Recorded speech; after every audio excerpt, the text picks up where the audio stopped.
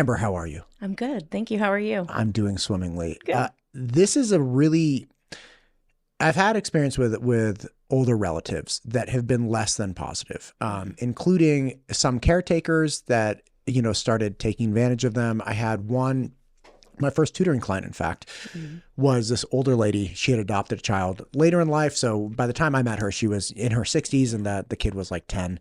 And she also had MS. So in her latter years, she became really movement impaired. So she had to have a series of caretakers. And I remember one coming. They had to eventually tell this woman to stop bringing bags to their house because the caretaker would come to their house with like these empty shopping bags and just leave with shopping bags of stuff.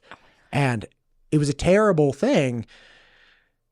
But at the same time, it's like, well, what do you do? Like, I'm not there in the house. I don't know what's going on exactly. Like, this seems like a bad situation. And, I think most people observe poor situations with elders and people at advanced ages. And they're like, well, I don't really know what to do. But you and I got connected because it turns out that if you observe things, it's a really difficult path to help save or protect your loved ones or even community members that you just know. Correct. You made a nonprofit wrapped around that, Hold the Door for Humanity, the sole purpose of which is to generate revenue to help educate and support people to prevent elder abuse. Talk to me about how you got into this. Okay, so we got into this after losing my grandmother. She was being abused by a caretaker who was her daughter and my aunt. And she was living in Idaho, and we tried to report the abuse that was happening over and over. Nobody would listen. We finally got in touch with the Area Agency on Aging, the Southwest Area Agency on Aging over in Meridian. And that's where they told me that unless my grandmother self-reported the abuse that was happening to her, or if she lived in a nursing home, which she didn't, she lived in her own home.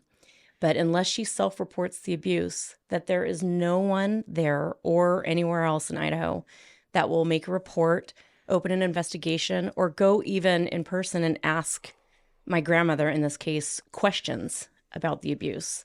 And so we ended up losing her because a few days later, after it came to a head, her abuser came to Idaho and got her on a plane and took her out of state.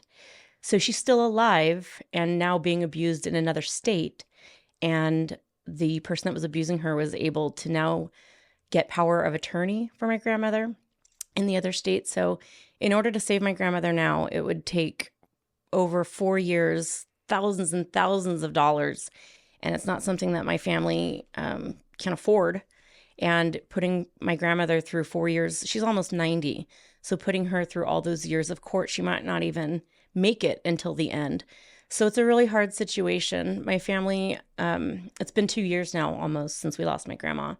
And so my family's, had 2 years to, take all of this in. And it's been really hard.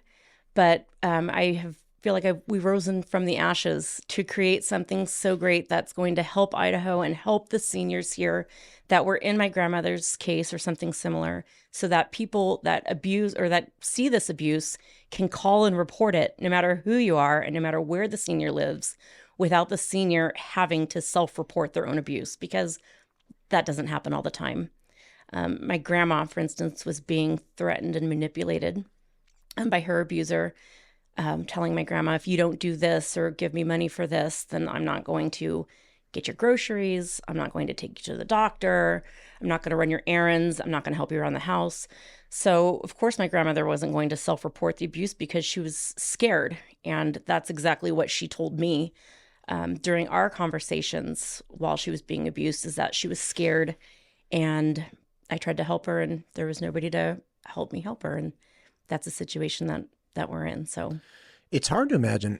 First off, I'm very sorry. Thank you. Like, this is, again, I've had older relatives that got into weird situations, and it's like, how do you see your way through that? Mm-hmm. And it's difficult. It was difficult. I had a grandmother who, got older and then really became beholden to her caretakers. And it's difficult to imagine this like badass woman from my childhood who was like, could move mountains if she wanted to. Right. Getting to the point where even, I remember one of the last times I saw her, cognitively, I was just making a joke about Chipotle, like nothing irrelevant at all. And something about like, it was something about like dumb, like pinto beans. And I remember her just looking at me like, I don't know what you're saying. And it was a difficult realization. I'm like, oh no, like this is real. Like grandma doesn't even have the faculties to discern, some bad joke about, black beans versus pinto beans.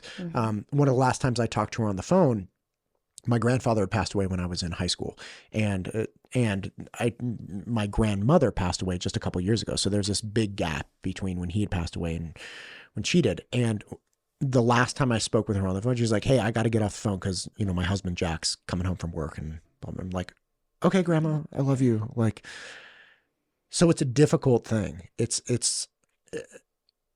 And it's even more difficult to comprehend that she in that state, and whatever might have been happening, that she would have had to have the faculties to pick up the phone, put everything together, have articulatable evidence and be able to prove this, and then deal with the fallout of that situation. Something similar that I hadn't thought about, because you and I chatted on the phone briefly, but we have the program called Idaho Crime Stoppers that allows, tips to be delivered in an anonymous fashion to Idaho Crime Stoppers, and then they are able to deliver those to the law enforcement. So there's a barrier of information transferring, so that the person who is anonymously actually tipping off the law enforcement or Crime Stoppers never gets identified, right? Because we obviously have the right to face our accusers. So it's like, hey, Crime Stoppers, they're the filter, right?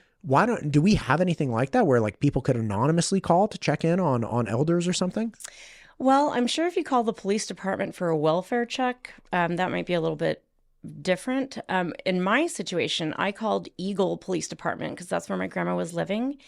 And because the abuse, my grandma wasn't being hit, as far as I know, or anything, so it wasn't assault, but the abuse that my grandma was enduring, a lot of it was unseen, like financial abuse, for instance. The police don't act in this situation. With my grandmother, they told me, well, that would be a civil matter. So, but it was abuse because money was being taken out of her account. And, right. It's extortion if you're like, hey, send me $1,000 or I'm not getting your groceries delivered. Right. Like that's not a great position to be in. No.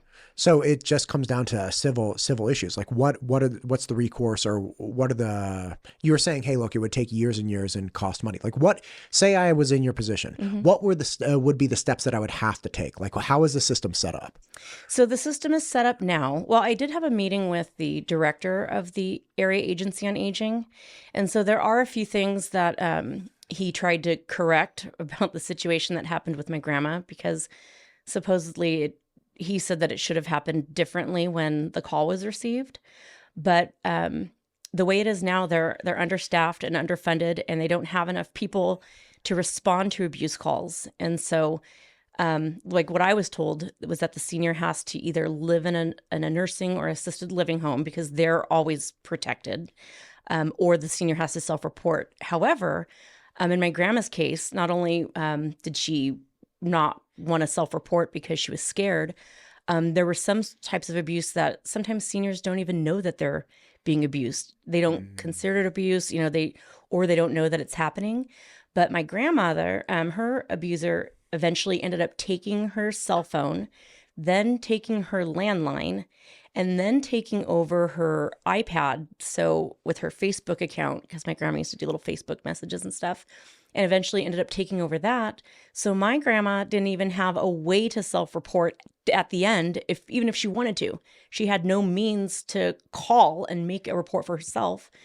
She doesn't drive, so she couldn't drive in person to make any sort of report because she can't see. She has macular degeneration and has to have glasses that are 600 times prescription to even see paper in front of her face. So she wouldn't have physically been able to self-report the abuse, even if she wanted to. That's terrible. And so there's no real good system in place right now for people that are living independently. Absolutely. Right. It's people that are in assisted living homes or something of that nature.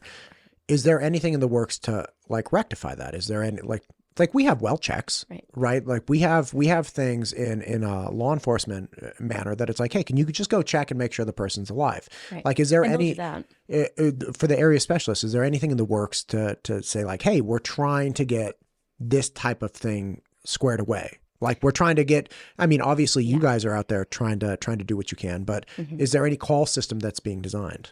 So, according to Raul Enriquez, who's the director of the Southwest Area Agency on Aging, he says right now that they have 6, they call them options counselors that answer the phone. So you can call the Southwest Area Agency on Aging. They have 14 programs there. So adult protection, according to him, is only 7% of their budget.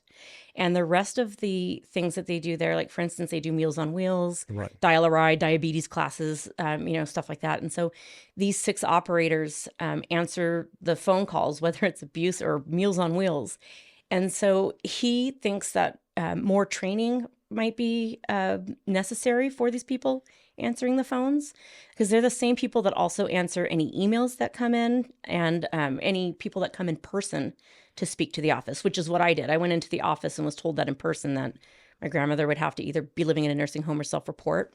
But according to Mr. Enriquez, he says that the operators should have taken my call of abuse and passed it on to Chris Parrish, who is his supervisor for adult protection there.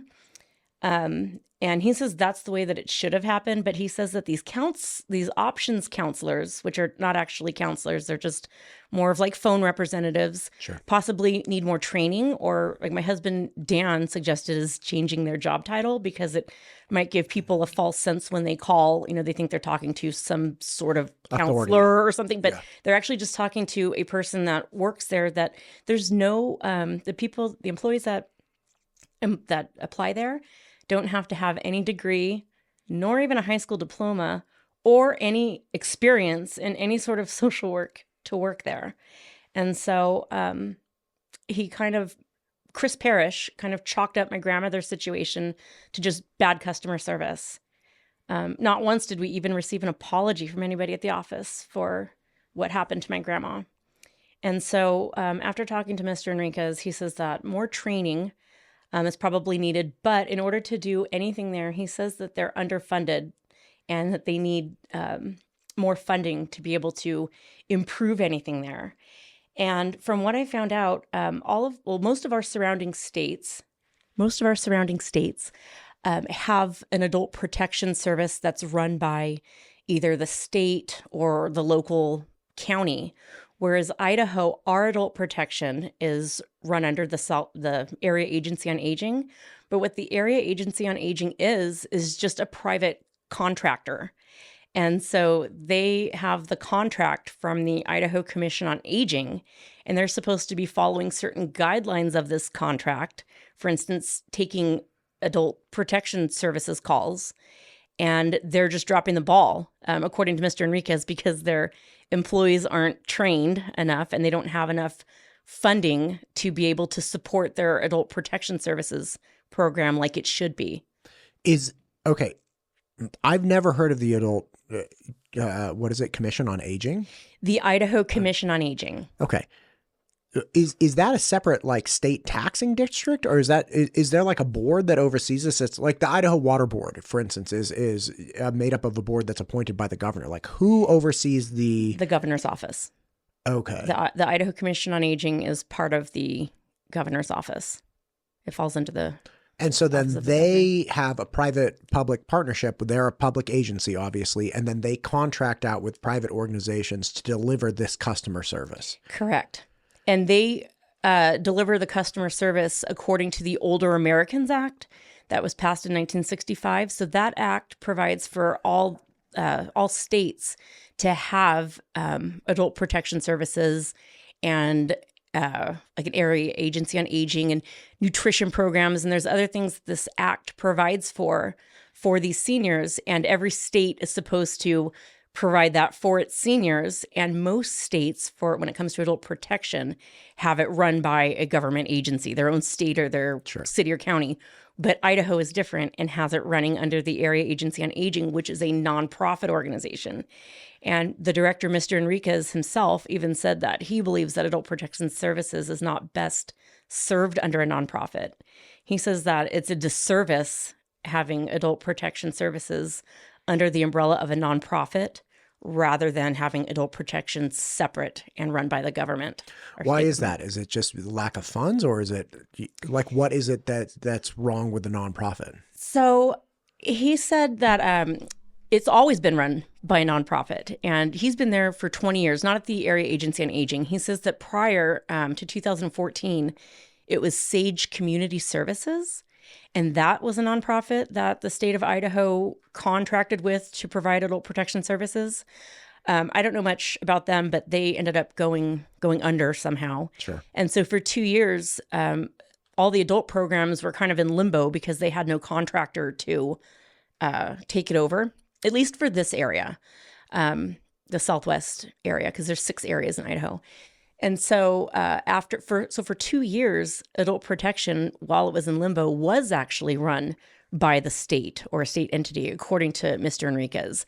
And then in 2016, he said that a county commissioner, but he didn't know who it was, but it was their baby, he said, to have adult services run under a new program, which is the new nonprofit starting in 2016, the Area Agency on Aging, which Mr. Enriquez, he's the director of. And then he said that they have a board made up of county commissioners. And so they serve 10 counties. That's the thing, too. They serve 10 counties with 6 adult protection services people, or 6 operators answering the phone, and only 7 adult protection services employees to do all of the work for the calls they get in for 10 counties here.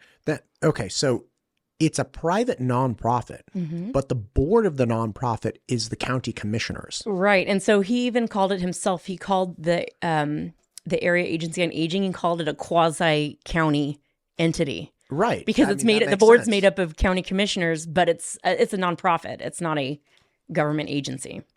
But it has the burden of staying solvent. It does. And right. And I'm not, look, we should all stay solvent. Like, I'm not criticizing that. It's just when you talk about something like this particular example, like caring for elderly people, this is not a revenue producing endeavor. Like, at no point do you make money by making sure that our aging population has some kind of check or balance or security, so they're not essentially like kidnapped. Because as horrible as it sounds, it's like you reduce somebody, you take away their phone, their internet, like all means of communication, you take away their transportation, they're blind. That person is like essentially hostage to whoever is caring for that person. That's never going to be something that makes money. So it's a difficult thing to see how the private organization fits into there, aside from just saying, hey, anything the government can do, a private organization can do better. And it's like, well, yeah, maybe. Like, I mean, I don't know because I'm an idiot, but I do know there are certain aspects like privately run jails, right? That are incentivized.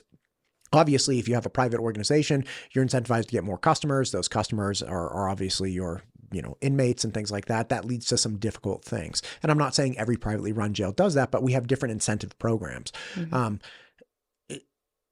This seems like a really tricky thing. So the funding comes from the state. The board is represented by publicly elected officials, and they have really limited resources to deal with 10. Who are the 10 counties? I mean, obviously Ada County, Canyon County. Is it like Boise County, Gem County? It's Owyhee, Washington, Gem, Ada, Adams, Payette, and Valley. Those are the commissioners that make up the board. But then there's 3 other counties that aren't part of the board that get serviced by there. And that is Canyon. It's Canyon and two other counties. Did you mention Ada in the first? Ada is in here, yes. Oh, so okay. the county commissioners that are on the board are Owyhee, Washington, Gem, Ada, Adams, Payette, and Valley, which Valley County is actually vacant. There's a vacant seat there. But yes, Elmore, Canyon, and Boise counties don't participate. Their commissioners don't participate on the board, but they still receive services.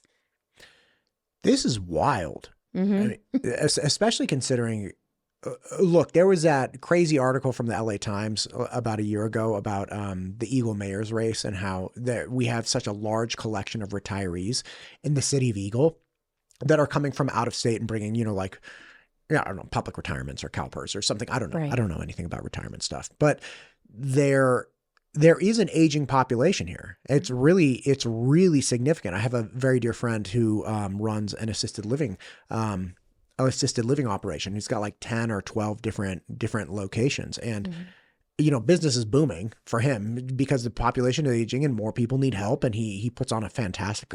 I've actually been to several of them. Like, these places are fantastic, but that's just going. And those people would be covered because obviously they have employees that look out for them. Right. But like, nothing against those places. I would love to spend my end days in my home. Right. And, had another family member who, came to his end, and he did live at his home until his last days, and they had caretakers that came in and helped, and he was cared for very, very well. But that would be my ideal. And to imagine, like, okay, you either put yourself into an assisted living home and have somebody watching your back, or you stay at home and roll the dice with like the people that watch your own back and hope Right. that you can watch it properly, because people are sneaky when it comes to elderly, and it's really sad. They, how they can get into their lives and take over, and these elderly citizens don't even know what's happening sometimes. As you've started talking about this, because you've really been trying to, ring the bell on this for some time. Have you started hearing from more people about problems that they've had? Like, what have other people said to you? So I have a lot of people that are just like, as soon as you mentioned Southwest Area Agency on Aging, they're just like, ugh. Like, they can just, have had bad experiences. But the actual experiences that I've heard from people that have sat down with me, the one that resonates with me the most is a woman that was at my nail salon.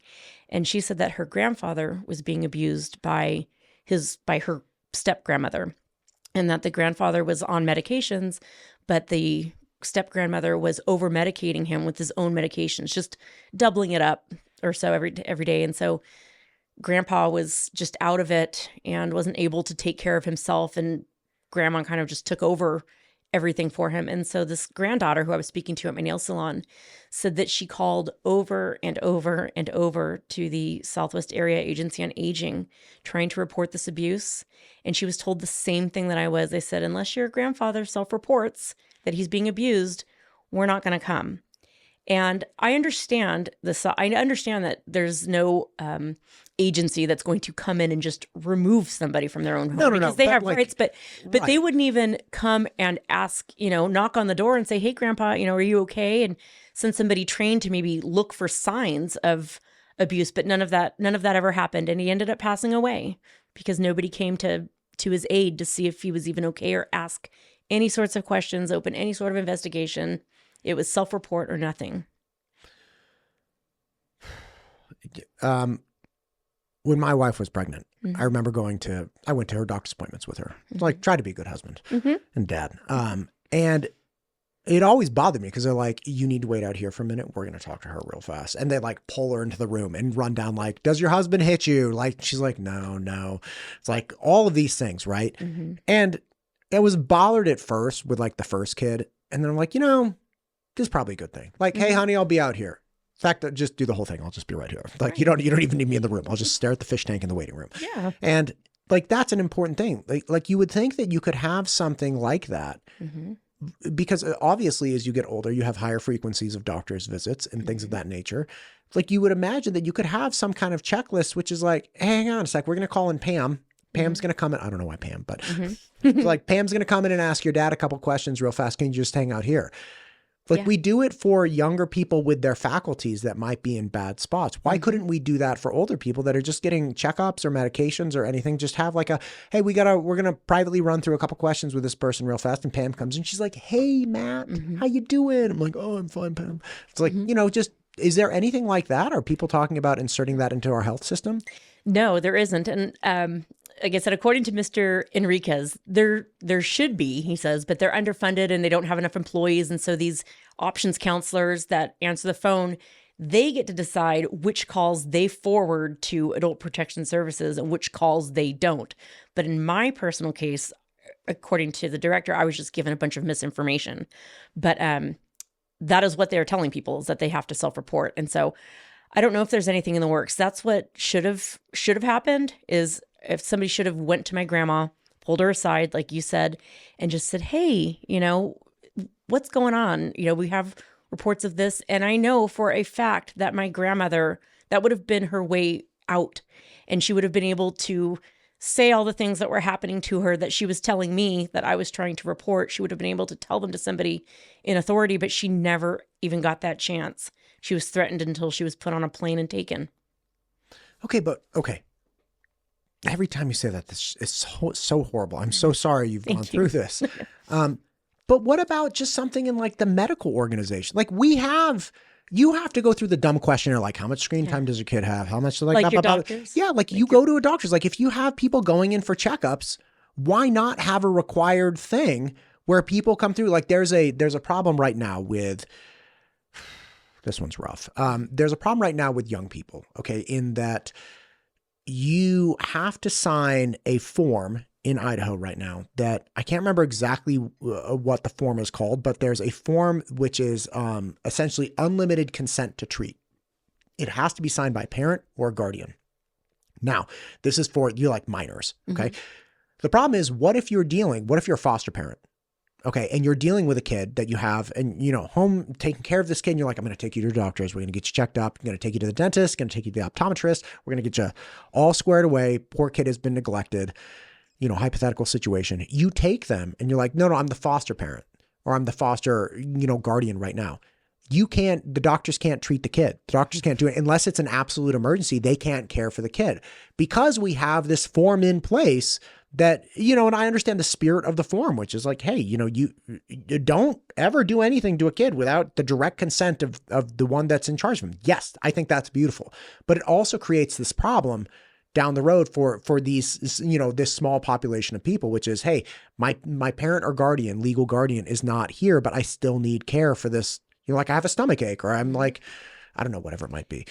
Why can't we insert something like that for elderly people? Like if you're over the age of 70, Pam comes in and asks you like, hey, are you getting taken care of? Like everything good? It would be 30 seconds. That would be a great idea, I think. This is a great idea. Yeah, it is a great idea. And I know what you're saying about how with the minors and everything. Yeah. It is hard because, kind of going off a little bit, 3 days after my grandma was taken, my sister-in-law passed away, and our niece and nephew came to live in Idaho, and we adopted 2 more children 3 days after this happened. And for a year, I tried to advocate for my niece for health insurance and going to the doctor and everything. And since I wasn't her legal guardian, she didn't have, her parents were both, deceased. They don't like to treat unless you say that you're the legal guardian. So I mean, I totally understand what you said. It's like, yeah. guys, Like, her mom and dad are gone and we're going through the process. She still needs to get a checkup for lacrosse. Yes. Right?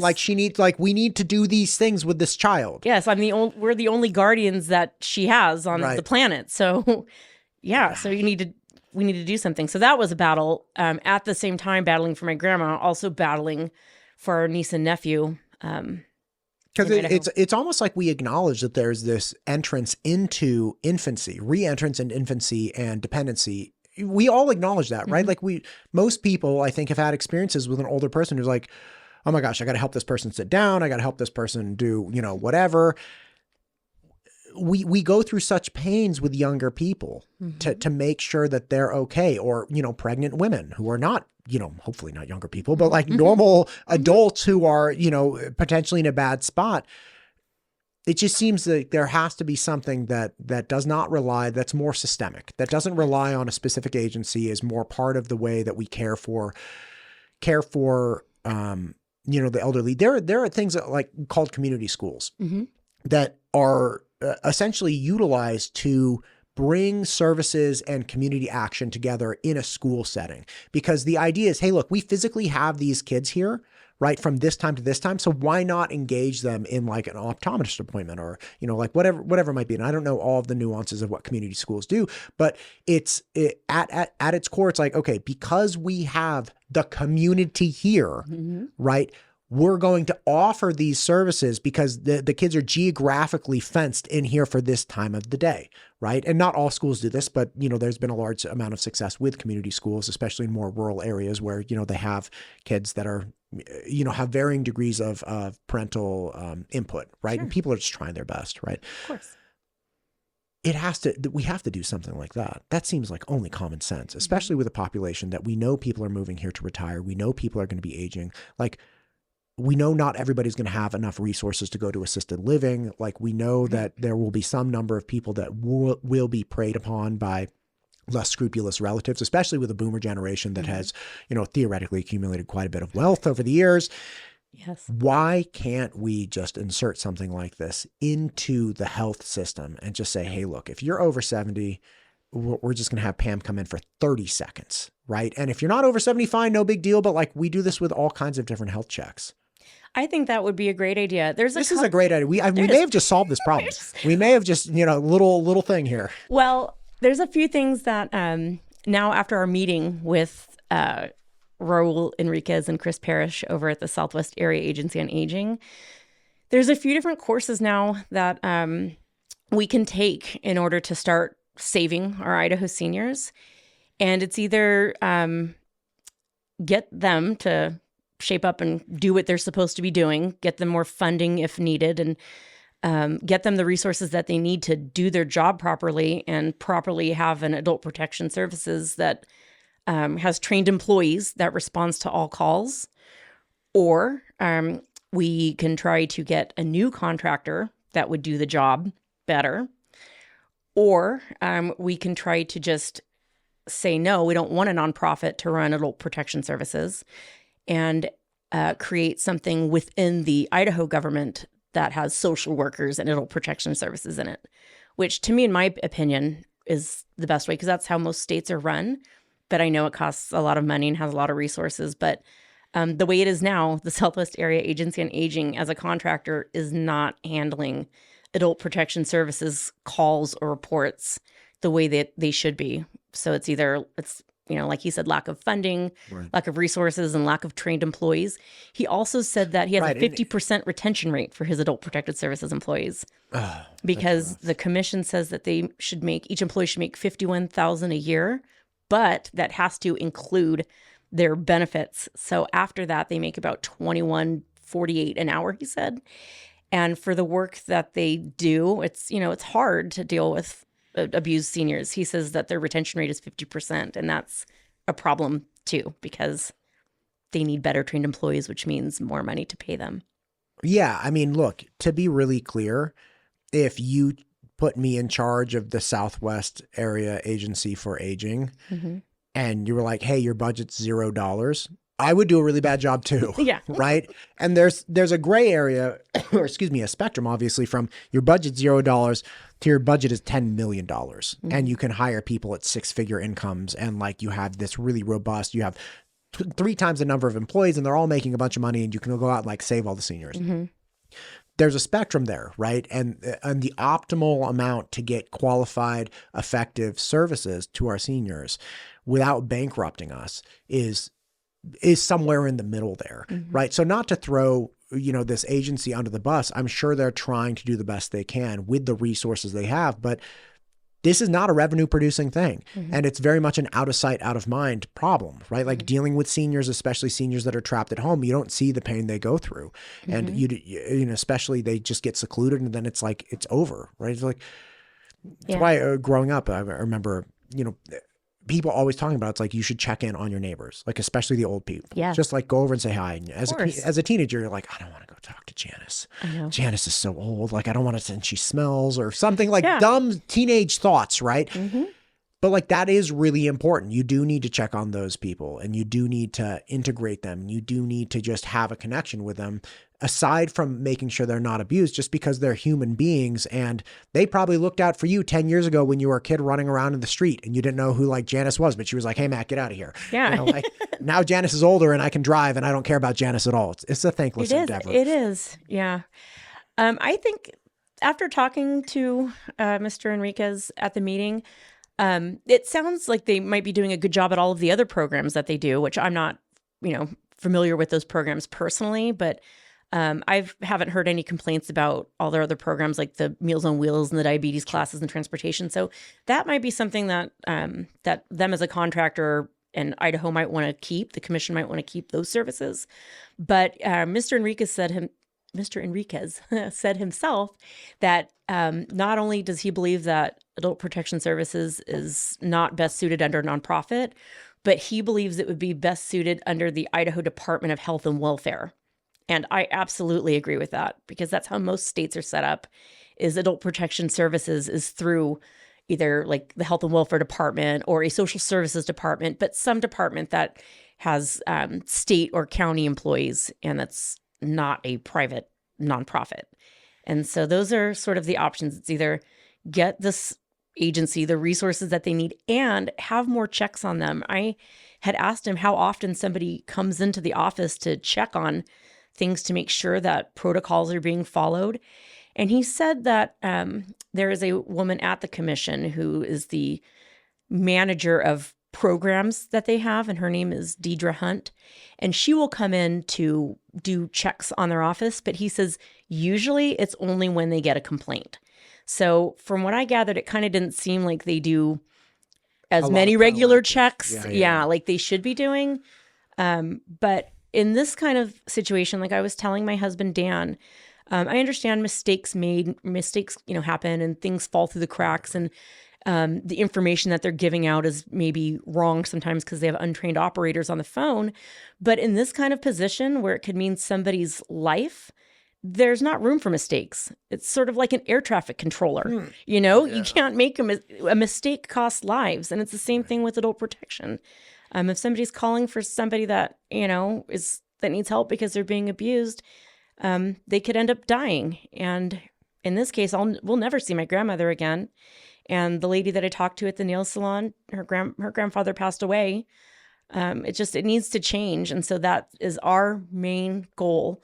I have hopes of talking to Mr. Enriquez in conversations in the future, because he did seem like he wanted to do something to help the situation and now have a conversation with our organization, because we were trying to actually get a hold of the Area Agency on Aging.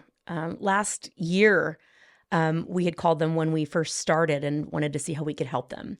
And we got pushed back from Chris Parrish, who just chalked it up to bad customer service is why seniors are dying. It's because bad customer service on the phone. I asked him if we could help in any way, and he kind of just pushed us off. And then now here we are a year later after meeting new people and talking with directors and stuff. I feel like our cause went all the way up sort of to the top, and now it's kind of trickled back down to where it started at the Southwest Area Agency on Aging. But at least now they're responsive and they're listening to the problems, whereas before they were just ignoring us. Right. That's how it always seems it works. Like I've done quite a few things, not in this particular field, but you always start out as just that random person saying like, hey, is anybody seeing this? Like, this is a thing. And, you get gaslit and you get blown off, and, you just keep plugging along and keep connecting. You find other people who've gone through the same thing. You troubleshoot, you connect with higher and higher and higher. And then all of a sudden it comes back and it's like, oh, okay, now everybody's listening. Like, yeah. So well, listen, thank you for what you're doing for seniors. Thank you. Thank you for having me. Of course. My dad lives here, right? And my dad's in his 70s now. And I hope that he stays here through the end of his time. We live very close to each other. And I know a lot of people that are older and I know more people are moving here that are, wonderful people. And I myself hope to be old and meet my end here as well, whenever that may be, hopefully not for a long time. And I would like to know that, there is something that's going to happen to stop me from becoming, essentially just vulnerable and taken advantage of in my older years. And it's so simple. That's all that I asked for when my grandma was being abused, is somebody go and ask her questions. It was as simple as that. I begged and begged and begged. I said, please just go see her in person, ask her questions. And I was told, no, there's nobody here that will do that unless she self-reports. But it's that simple. If just have somebody ask them questions, because then the report was made, an investigation can start, and that could save somebody's life just by asking the questions and having them feel safe enough to answer to somebody that can help them. Yeah. Thank you for what you're doing. I appreciate you. Let's do this again. And hopefully we have like an update in like 12 months or something. Sure. Thanks, Ed. Absolutely.